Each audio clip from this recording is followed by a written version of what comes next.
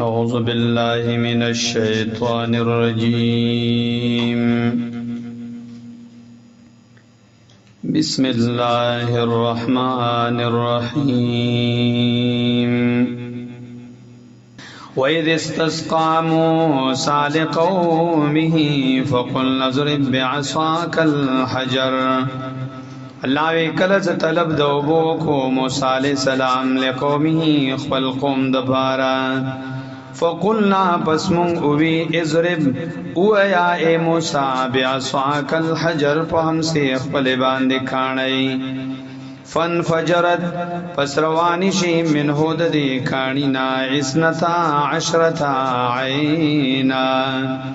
دولس چینی قد علما یقیناً پیژندلیو کل اناس هر ویډلې مشربهم زید او بوسکلو د دوی او ویلی شوی ورتا کلو یا ویلی شو ورتا کلو خری وشربو او اسکی من رزق الله در رزق د الله نا ولا تاسو فی الارض مفسدین او مگر زی تاسو پزمک کی فساد کون کی وَإِذْ قُلْتُمْ كَلَا چُوِي تاسو اے موسیٰ علیہ السلام لن نصبر علی طعام واحد ایچر صبر نکو مون پو خوراکی او قسم باندی فدعو لنا ربک یخرج لنا مما تنبت الارض پس اغاڑا مونگ لرا درب دیتانا یخرج لنا چرو بسی مونگ لرا دا غسنا تنبت الارض چزرغ نیزمکا من بقلها دا ترکریو دا دیزمکینا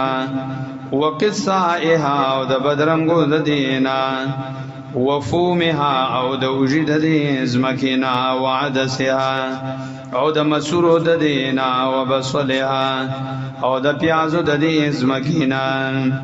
قال اوی موسیٰ علیہ السلام اتستبدلون الذي هو ادنا بالذي هو خیر آیا بدل کے اخلی حغشی لرا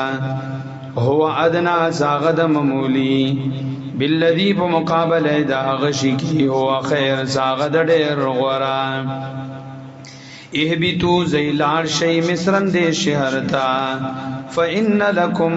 ما سألتم یقینا تاسو لربوی حغاز تاسو یغواړی وضربت علیهم الذلة والمسکنه ویلی شویو پدوی باندې مهر د ذلت والمسکنه او مهر د خوریو د فقر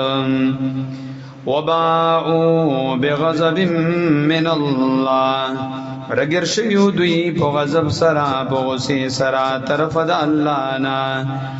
ذالک بانهم كانوا يكفرون بآيات الله دا غضب د دیو جنو چې یقینا دوی کانو دوی یکفرون بآیات الله سو کفر کولو په آیاتونو د الله ويقتلون النبيين بغير الحق او قتلوا الانبياء عليهم السلام بجرما ذلك بما عصوا وكانوا يعتدون دا د دیو جنا ذالک دا قتلول د انبیاء او دا کفر کول د دیو جنو عصو زدوی نفرمانی کړي وا وکانو یعتدون او دوی حد ناتری کون کی